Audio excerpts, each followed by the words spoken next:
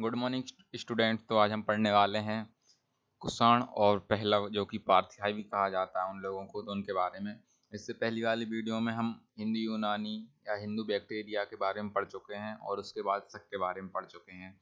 और शक के बाद भारत पर आक्रमण करने वाले पार्थियाई या पहलव पहलव थे, और उसके बाद कुषाणों ने भारत पर शासन किया या फिर आक्रमण करके शासन चलाया अपना।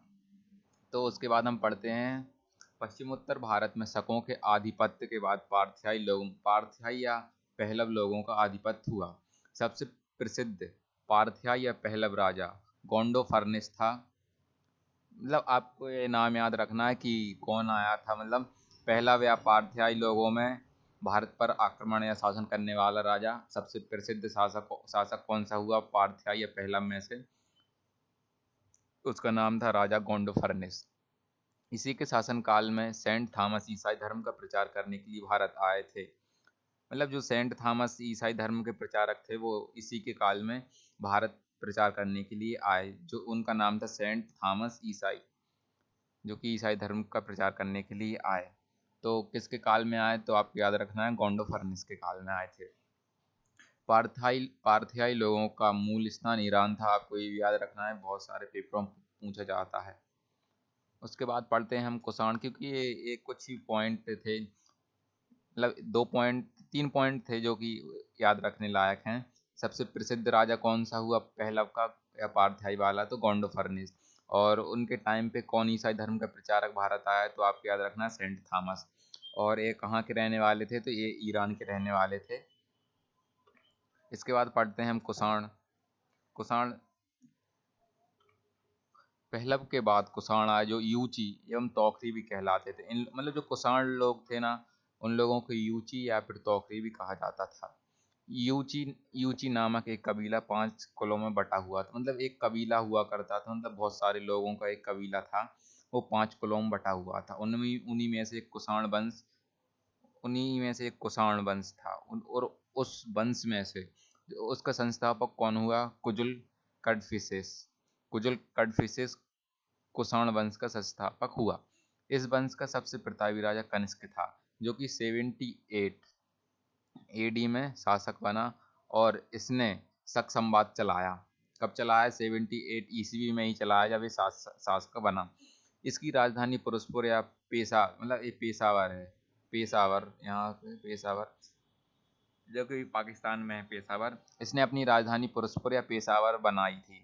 कुषाणों की द्वितीय राजधानी मथुरा थी। मतलब कुषाणों की 2 राजधानी थी, एक तो पाकिस्तान में पेशावर या पुरुषपुर थी, और दूसरी भारत में मथुरा थी। वो अभी का पाकिस्तान है, पहले वो पाकिस्तान भारत में ही था, तो इसलिए वो भारत ही कहलाएगा। तो इन्होंने पहली भारत में राजधानी पेशावर बनवाई और दूसरी मथुरा थी इन लोगों की। कनिष्क ने 78 ईस्वी में, मतलब 78 ईस्वी में एक संवाद चलाया, जिसके शक संवाद कहा जाता है, और भारत सरकार द्वारा प्रयोग में भी लाया जाता है। मतलब ये शक संवाद चलाया था कनिष्क ने। कब चलाया? 78 ईस्वी में, मतलब 78 ईस्वी में चलाया। कौन सा संवाद? शक संवाद। किसने चलाया? कनिष्क ने चलाया। और उसके मतलब भारत सरकार उसी का उपयोग करती है। किसका उपयोग करती है अपने कैलेंडर में? शक संवाद का।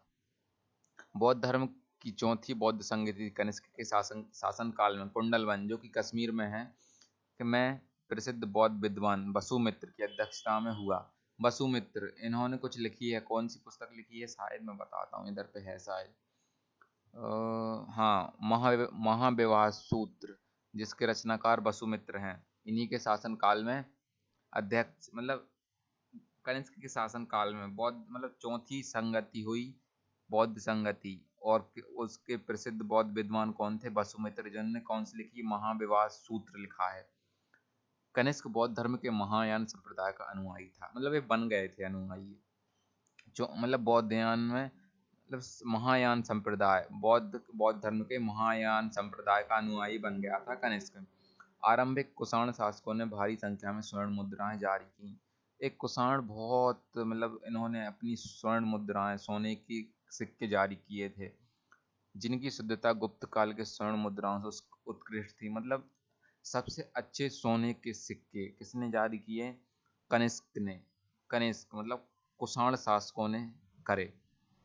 कनिष्क का राजवैद आयुर्वेद आयुर्वेद का विख्यात विद्वान राज्य वैद मतलब राजा राज्य वैद मतलब एक राज्य का डॉक्टर कनिष्क के शासन काल में कौन हुआ, उसका नाम था चरक।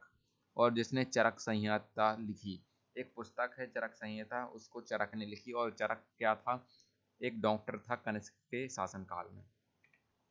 महाविवाद सूत्र की रचना कर वसुमित्र, इसे ही बौद्ध धर्म का विश्वकोश कहा जाता है। तो इसे आपको याद रखना होगा कि महाविवाद सूत्र किसने लिखी, तो आप बताएंगे वसुमित्र ने लिखी। किसके शासन काल में लिखी, कनिष्क के शासन काल में लिखी। और इसे बौद्ध धर्म का विश्वकोश भी कहा जाता है। कनिष्क के राज कवि अश्वघोष ने बौद्धियों का रामायण बुद्ध चरित्र की रचना की।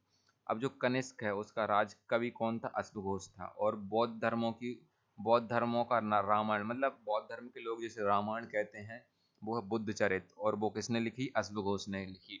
और वो किसके राज कवि थे, वो कनिष्क के राज कवि थे।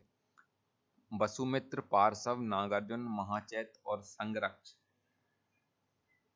भी कनिष्क के दरबार की विभूतियां थी। मतलब ये लोग हैं ना, ये बहुत बहुत विख्यात लोग हैं, ये बहुत विद्वान लोग हैं। कौन कौन है, वसुमित्र, पार्श्व, नागार्जुन, महाचैत्र और संगरक्ष, जो कनिष्क के दरबार में रहते थे।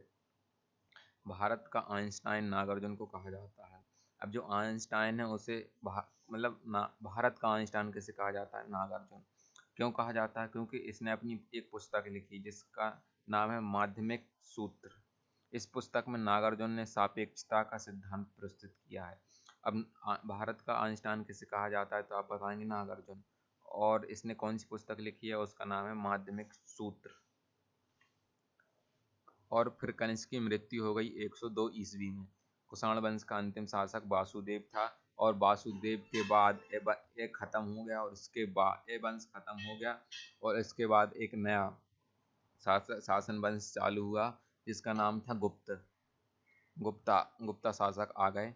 कुषाण राजा देवपुत्र कहलाते थे। मतलब ये इंस्पायर थे, किन लोगों से इंस्पायर थे, ये चीनी लोगों से इंस्पायर थे। तो चीनी लोग अपने आप को क्या कहलाते थे, ये अपने आप को स्वर्गपुत्र कहलाते थे।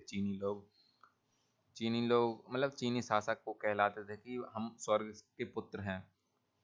और उन्हीं से इंस्पायर होके कुषाण शासकों ने उपाधि ली देवपुत्र की।